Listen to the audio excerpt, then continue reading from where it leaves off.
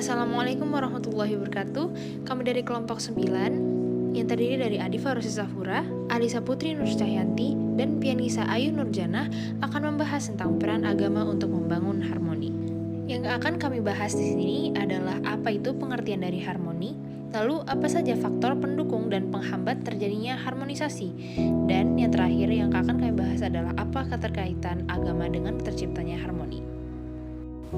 Harmoni yang berasal dari bahasa Yunani, yaitu harmonia yang artinya terikat secara serasi dan sesuai, yang dapat disimpulkan merupakan paduan keselarasan, perpaduan antara keyakinan dan tingkah laku, menghormati, menyayangi apa yang ada, merangkum, mensinergikan, dan menyelaraskan segala macam perbedaan secara ikhlas dan alamiah di lingkungan masyarakat. Harmonisasi merupakan proses yang bermula dari suatu upaya untuk menuju atau merealisasi sistem harmoni, yaitu mengatasi batasan-batasan perbedaan, hal-hal yang bertentangan, dan kejanggalan. Yang selanjutnya, faktor pendukung harmoni. Faktor pendukung harmoni ada 3. Yang pertama, ajaran agama. Yang kedua, peran pemerintah setempat. Yang ketiga, peran tokoh agama. Ajaran agama.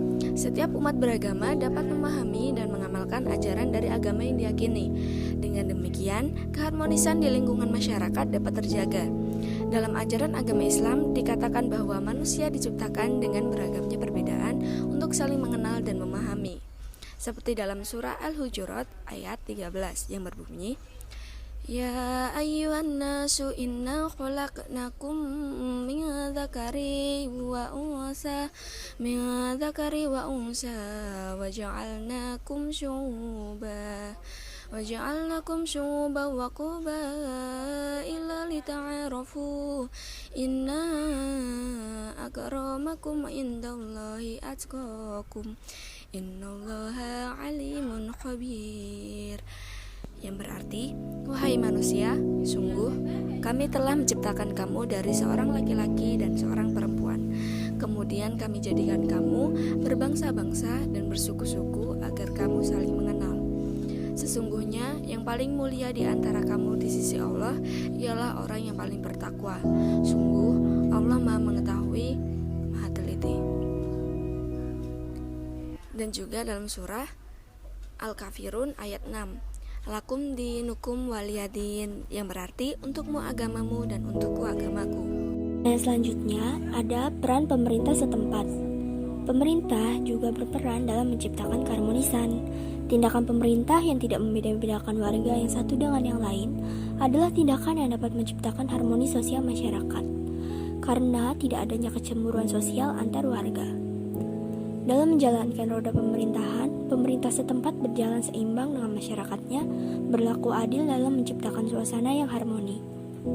Masyarakat juga tidak hanya harus menaati aturan agama, melainkan juga harus menaati aturan negaranya. Kemudian, ada peran tokoh agama. Kepemimpinan para tokoh agama dapat memberikan contoh sikap dan perilaku yang baik di lingkungan keluarga maupun masyarakat yang dapat beradaptasi dengan kelompok lain.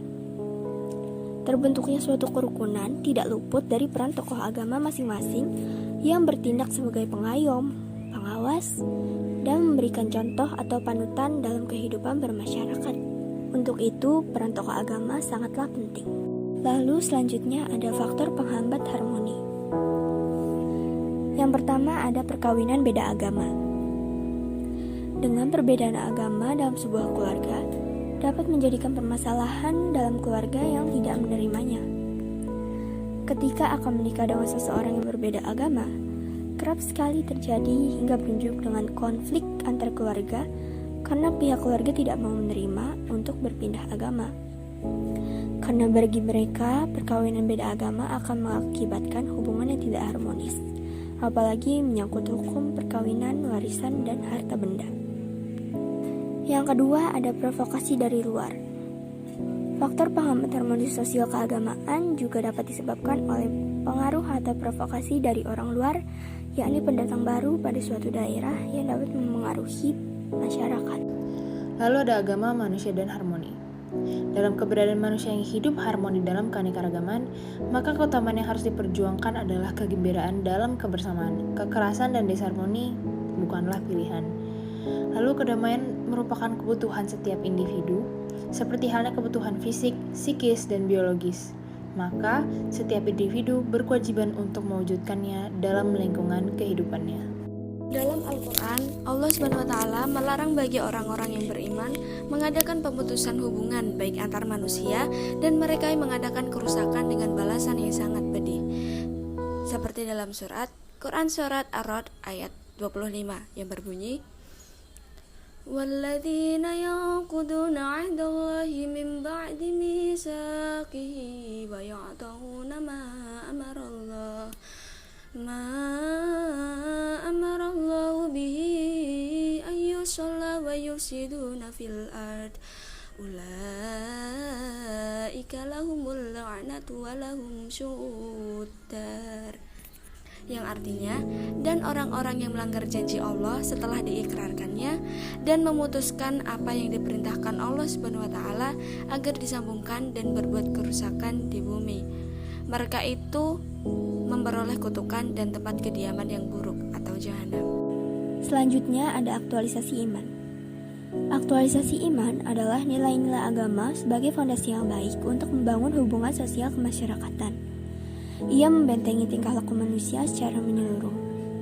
Sebagai umat Islam yang beriman, tentunya kita diperintahkan untuk berbuat baik kepada sesama dan saling menghormati satu sama lain. Untuk itu, aktualisasi iman sangat berperan dalam menciptakan pribadi yang sesuai dengan ajaran agama sehingga terciptanya suatu keharmonisan. Peranan agama dalam masyarakat membangun umat ditentukan oleh pandangan masyarakat itu sendiri tentang agama. Pandangan inilah yang nantinya akan menentukan peranan agama di masyarakat. Dalam pandangan Islam, agama seharusnya memegang peranan penting. Dan Islam datang untuk mengubah masyarakat menuju kualitas hidup yang lebih baik, seperti dicerminkan pada pengetahuan syariat, dan umat terlepas dari beban kemiskinan, kebodohan, dan sebagainya, serta berbagai macam belenggu yang memasung kebebasan mereka. Islam memandang bahwa pembangunan harus dinilai dengan perubahan individual yang disusul dengan perubahan institusional. Tugas membangun dalam Islam adalah tugas yang mulia yang tidak jauh melebihi tugas-tugas keagamaan yang bersifat ritual. Pemikiran di atas menunjukkan bahwa aktualisasi harmonis dalam komunitas kehidupan mengedepankan harmonisasi religius kultural.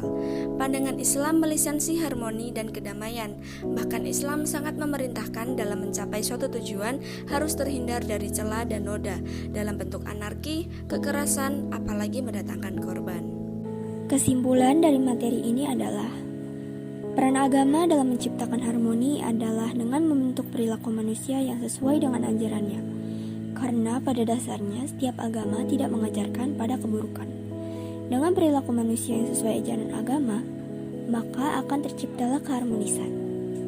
Terima kasih, sekian dari kelompok kami. Wassalamualaikum warahmatullahi wabarakatuh.